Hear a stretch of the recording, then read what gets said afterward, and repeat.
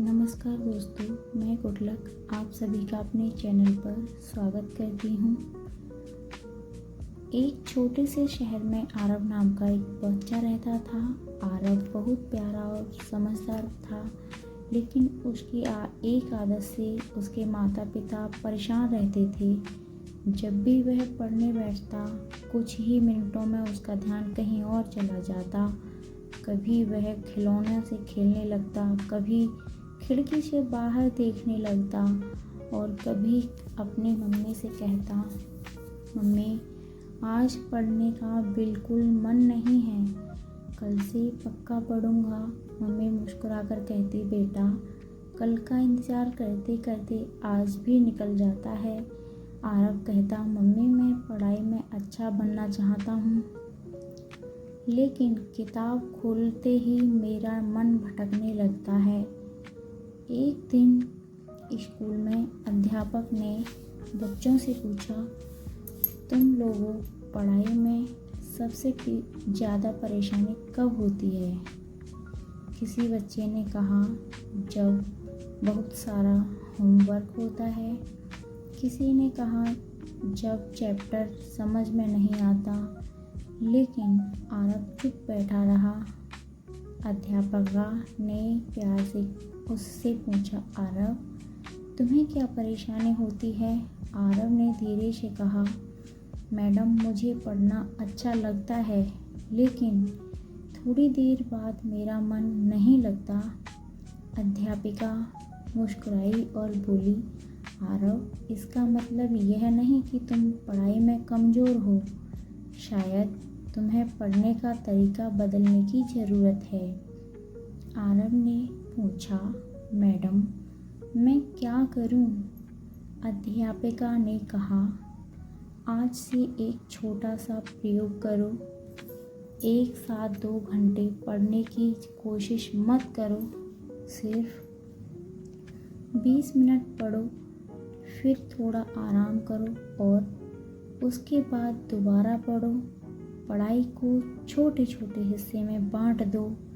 आरव को यह बात अच्छी लगी। घर जाकर उसने अपनी मेज साफ की, किताब कापी और पेंसिल रखी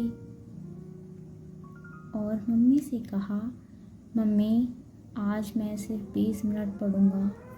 मम्मी ने कहा, अच्छी बात है, लेकिन इन 20 मिनट में मोबाइल, टीवी और खिलौने नहीं होंगे, सिर्फ पढ़ाई होगी। आरव ने हाँ में सिर हिलाया।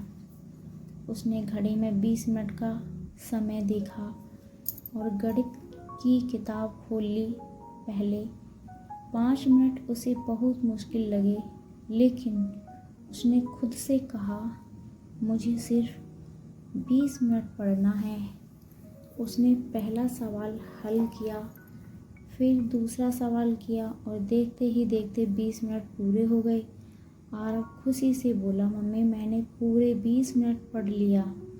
मम्मी ने मुस्कुराकर कहा, देखा बेटा, मुश्किल पढ़ाई नहीं थी, मुश्किल सिर्फ शुरुआत करना था। अगले दिन आरव ने फिर 20 मिनट पढ़ाई की। तीसरे दिन उसने 25 मिनट पढ़ाई की। धीरे धीरे उसे समझ आने लगा कि पढ़ाई कोई बहुत बड़ा बोझ नहीं है। अगर उसे छोटे छोटे हिस्सों में किया जाए तो वह आसान लग सकती है। कुछ दिनों बाद स्कूल में गणित का छोटा सा टेस्ट हुआ। इस बार आरव ने पहले से बहुत अच्छा किया। अध्यापिका ने उसकी कॉपी देखकर कहा, शाबाश आरव, तुम्हारे नंबर ही नहीं, तुम्हारा पढ़ने का तरीका भी बदल गया है। आरव मुस्कुराकर बोला, मैडम मैंने पढ़ाई को बहुत बड़ा काम समझना छोड़ दिया है। अब मैं सोचता हूँ कि मुझे बस अगले 20 मिनट पर ध्यान देना है। अध्यापिका ने कहा, यही सबसे बड़ी सीख है। सफलता हमेशा एक दिन में नहीं आती। छोटी छोटी अच्छी आदतें मिलकर बड़ी सफलता बनाती हैं। एक दिन आरव घर आया तो उसने छोटी बहन को पढ़ते हुए देखा। उसने कहा, अगर पढ़ाई में मन ना लगे तो थोड़ी देर आराम करो और फिर छोटे लक्ष्य के साथ दोबारा शुरू करो।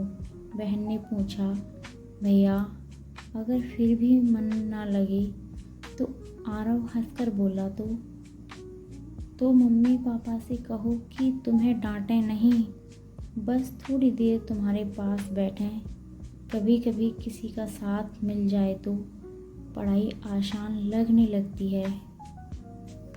मम्मी ने दोनों बच्चों की बातें सुनी और मुस्कुराकर कहा, बच्चों को सिर्फ यह कहना कि पढ़ो पढ़ो काफ़ी नहीं होता, उन्हें यह भी सिखाना ज़रूरी है कि पढ़ाई कैसे करनी है। उस दिन से आरव ने एक और अच्छी आदत बना ली। वह रात को सोने से पहले अगले दिन के सिर्फ 3 छोटे काम लिखता। एक छोटा चैप्टर पढ़ना, 5 सवाल हल करना और जो समझ ना आए उसे शिक्षक या माता पिता से पूछना। अब उसके सामने पूरी किताब का डर नहीं होता था। उसे सिर्फ अपने अगले छोटे काम पर ध्यान देना होता था। कुछ दिनों बाद स्कूल में परीक्षा हुई और आरव के नंबर पहले से काफ़ी बेहतर आए। लेकिन उसके माता पिता के लिए सबसे बड़ी खुशी उसके नंबर नहीं थे। सबसे बड़ी खुशी यह थी कि आरव अब पढ़ाई से भागता नहीं था। आरव समझ चुका था कि मन लगने का इंतज़ार करने से काम शुरू नहीं होता। कई बार काम शुरू करने के बाद ही मन लगने लगता है। इसलिए अगर आपके बच्चे का भी पढ़ाई में मन नहीं लगता तो उसे तुरंत आलसी या कमज़ोर मत कहिए। हो सकता है उसे पढ़ने का तरीका बदलने, छोटे लक्ष्य बनाने, पर्याप्त आराम लेने और आपके सहयोग की ज़रूरत हो। बच्चे को डराने या लगातार डांटने के बजाय उसके पास बैठिए और प्यार से कहिए, तुम कर सकते हो, चलो आज बस थोड़ा सा पढ़ते हैं। याद रखिए, छोटी छोटी कोशिशें ही एक दिन बड़ी सफलता बन जाती हैं।